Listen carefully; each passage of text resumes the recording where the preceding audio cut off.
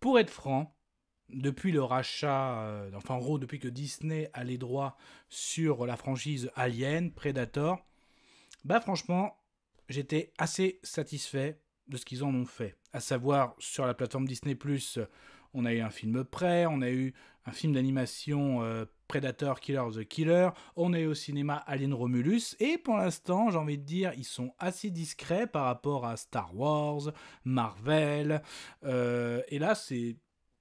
Bah, pour l'instant, le résultat me plaît. Et là, on annonce une série, carrément, donc toujours canon à l'univers Alien Earth. Qu'est-ce que ça va donner? Donc oui, j'avais des attentes. Voilà. Alors, bah on en parle après le générique.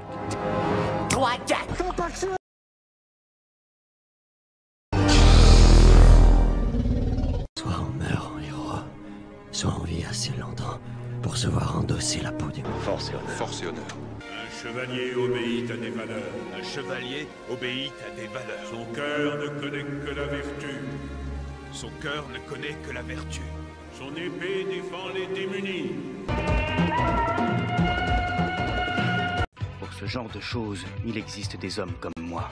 Il t'arrive de saigner. Vous pouvez respirer. Vous pouvez cligner des yeux. Vous pouvez pleurer. Ah, m'a ramené le conduit, celle-là. Maintenant que j'ai votre attention, Accroche-toi, petit.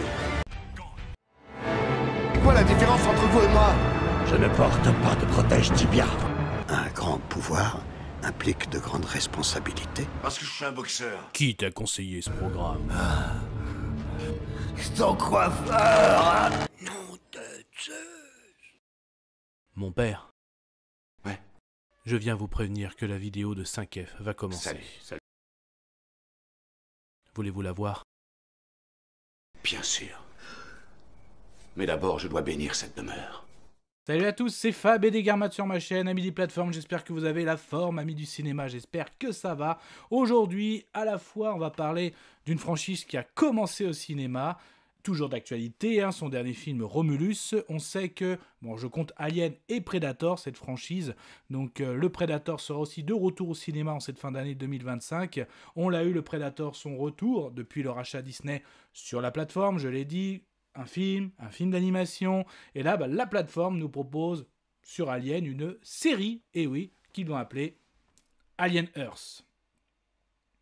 Forcément des attentes, qu'est-ce que ça va donner en série? Le fait aussi, on nous a annoncé que ça se passe sur Terre, que c'est canon, donc ça fait vraiment beaucoup d'attentes. Romulus a partagé, hein, on va dire que ça a plu à certains, il y en a pour certains, ça va, mais c'est pas au niveau de certains aliens. Donc la nouvelle génération, moi j'ai pas eu trop de retours, comment ils ont apprécié, est-ce que justement ça a donné envie de découvrir. Peut-être qu'aussi est-ce que la version série proposée par justement Disney, le fait que ouais mais là en ce moment la génération sont très séries, donc il faut que pour les intégrer dans cette franchise, il faut leur donner une série pour continuer avec du Romulus, du Predator. Est-ce que aussi tout ça ne va pas annoncer un jour est-ce qu'on aura un troisième film Alien versus Predator? Donc alors du coup synopsis, information, la série, parce qu'il y a vraiment pas mal de choses aussi. Alors en fait, la série commence avec, en gros, un crash d'un vaisseau spatial. Oui, sur Terre, et oui. Donc, et en fait, on va vite découvrir que une jeune femme avec tout un groupe de militaires, donc ils vont faire des découvertes, en gros, sur place. Donc, à la fois... Oui, Alien, on a le xénomorphe, mais pas que, et ça, c'est ce qui m'a plu. Donc, en fait, il y a plusieurs aliens qu'on va découvrir par le biais de ce crash. Donc, ça se passe en 2120, donc à savoir sur Terre, donc même dans l'univers Alien, on va dire que on a plusieurs recherches qui ont fait valoir, on va dire, leur pouvoir. Donc on connaissait le côté des cyborgs, notamment qu'on a connu avec le personnage de David ou d'autres. Donc les cyborgs, je rappelle, c'est mi-humain avec des parties biologiques. Hein, comme Cyborg dans le côté chez DC, voilà, c'est vraiment un cyborg très très poussé. Ou alors chez Marvel, on a le soldat d'hiver où lui il a juste un bras. Donc en gros, dès que tu as quelque chose en toi qui est robotique mais qui n'est pas, mais tu as encore ton côté humain, tu es un cyborg. Voilà, en gros, on savait que ça c'était, on va dire, bien développé dans dans la franchise Alien. On a aussi notamment l'IA qui se développe. Et là, on a ce qu'on appelle les synthétiques. Donc là, des robots humanoïdes, donc dotés d'intelligence artificielle. Donc là, on est carrément, oui, sur l'IA. Donc tout ça, ça cohabite bien, on va dire, dans cette franchise de science-fiction.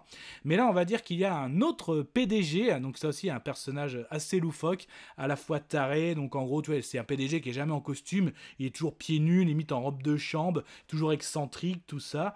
Et donc lui, il présente sa nouvelle technologie, donc cette jeune femme qu'on a vue avec cette unité, des hybrides, donc c'est à la fois des robots humanoïdes dotés de conscience humaine. Et en fait, il a récupéré la conscience d'enfants qui étaient condamnés, et en gros, leurs consciences ont été transférées dans des robots humanoïdes, donc avec des grandes capacités. Donc c'est là que dans cet univers science-fiction, on a le côté les cyborgs, l'IA, et on a aussi, en gros, les hybrides, les robots humanoïdes, donc des robots avec des consciences humaines. Voilà. Donc le premier prototype a été baptisé Wendy, qui est notre personnage principal. Wendy, ça fait un peu Wendy et les enfants perdus. Moi, je sais pas, en plus que c'est racheté par Disney, j'ai tout de suite vu la ref. Voilà, enfin, moi ça m'a fait ça fait Wendy et les enfants perdus. Donc... certes, il y a toujours une course face à l'immortalité, mais après aussi ce fameux PDG qui a créé ça, quand on voit ces nouveaux aliens, les capacités, que ce soit les xénomorphes et même d'autres aliens, donc forcément Wendy va faire aussi de sacrées rencontres, on va aussi se voir de ses capacités, donc forcément on a l'intrigue de cette nouvelle technologie, donc ces hybrides, face à un crash d'aliens, dont le xénomorphe qu'on connaît bien, mais avec d'autres aliens. Donc on va suivre cette histoire, donc comment découvrir cette nouvelle technologie avec ce crash et des aliens. Et pour faire vraiment un point de situation, donc cette espèce de, comme un prequel on va dire, se déroule 2 ans avant le fameux film Alien, le 8e passager. Voilà un petit peu mon résumé.